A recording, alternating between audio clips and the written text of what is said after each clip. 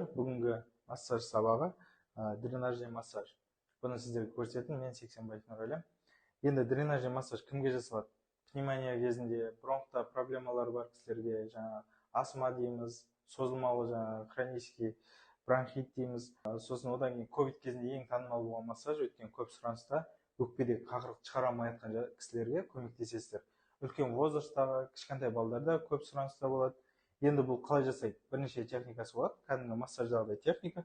Денені жақсылап қыздырып аламыз. Ол кеуде, өкпе тұсты жақсылап қыздырамыз. Міне, денені сипалаймыз осылай. Барынша жақсылап сипалап алыңыздар. Денеге май жағамыз. Енді болады, жаңа кейбір кісілерде туберкулез кезінде мысалы болмайды, өткені сіз өзіңіздің безопасностьыңызды ойлауыңыз керек, жұқтырып алу деген сияқты. Одан сайын асқынып кету туберкулез кезінде болмайды. Сол себепті басқа өкпе ауруларының көбісіне массаж жасалады, дренажный массаж. Енді денені қыздырып алғаннан кейін өкпені ұрғылау арқылы бронхта тұрған қақырықтарды, мокроталарды босатып өкпеден шығара бастаймыз. Ал ол өкпеде тұрған сайын мокроталар бізді асқындыра бастайды. Жаңа температура көтерілуі мүмкін, ол кашель шықпай уже адамды қинай бастайды. Сол себептен бронхтағы қақырықтарды, мокроталарды шығарып тастағанымыз дұрыс. Бірінші техника. Осылай жай ұрғылаймыз.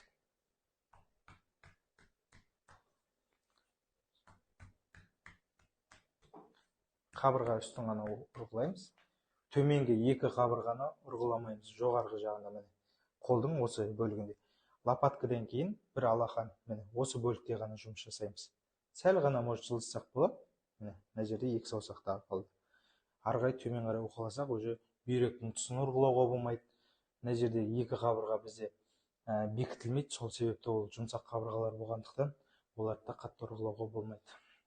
Бірінші техника түсінікті ғой, осылай ұрғылаймыз. Бұл массаж 15 минуттай жасалады. Енді екінші техника. Екінші техника ол осылай ұрғылайсыздар. Өкпе тұсын. Омыртқаның үстін тоже ұрғыламайсыздар, екі бөлікке бөліп аласыздар. Бір бөлігі, екінші бөлігі.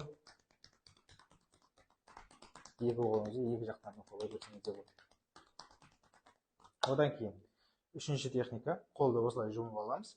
Ортада ауа қалатындай кеңістік болу керек. Осыны дауыс шығу керек. Енді тез істейді.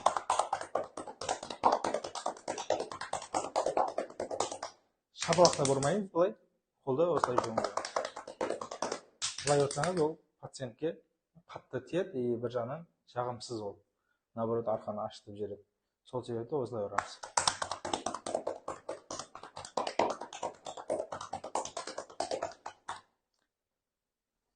Төртінші техника. Ол қолды ашылып, саусақтардың бәрін ашып тұрамыз, осылай ұрамыз.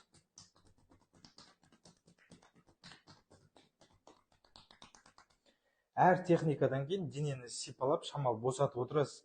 Бір минуттай, мысалы, ұрғыладыңыз, бір минут денені сипалаңыз. Өткен қатарынан ұрғыла беру тоже денені ауырсындырып тастайды. Сол себепті осылай сипалап тұрасыздар. Просто біз енді видеоға сенімді болу үшін тез-тез түсіріп жатырмыз. Негізгі бір минут ұрғыладыңыз, бір минут уқалайсыз. Енді түсінікті ғой, саусақтың арасын ашып тұрып, сосын қолдың кисті дейміз ғой, білезік сүйегінен төмен қарай жұмыс істейді. Қолдың бәрі қатып жұмыс істесе, қараңыз, бұлай денеге қатты тиеді. Сол себепті осылай. Бұлай ұрғылаған кезде де солай. Бұлай ұрғылаған кезде только кисті жұмыс істейді. Бесінші техника. Бұл дірілдету. Қолыңызды алдыңыз, дірілдетесіз. Өкпе тұсын.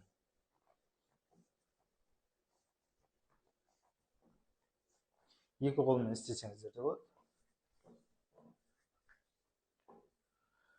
Одан кейін қайтадан сипалаймыз. Енді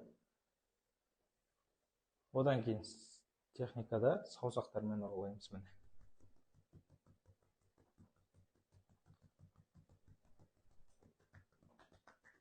Әр техникадан минут істесеңіздер болады. Каждый техникадан бір минуттан істесеңіздер жеткілікті.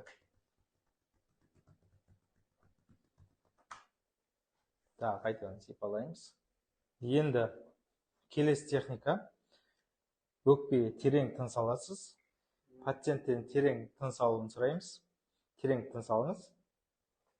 Сол кезде дем шығарамыз. Дем шығарып жатқан кезде осылай дірілдетесіздер. Тағы да бір рет.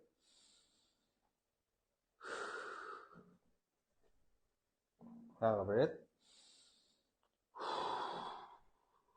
Осылай. Бұл кезде өкпені сілкіндіріп жатыр, өкпедегі қақырық босайды. Енді жасанды жөтел жасауын сұраймыз пациенттен. Жасанды жөтелесіз. Осылай ұрғылап шығасыздар.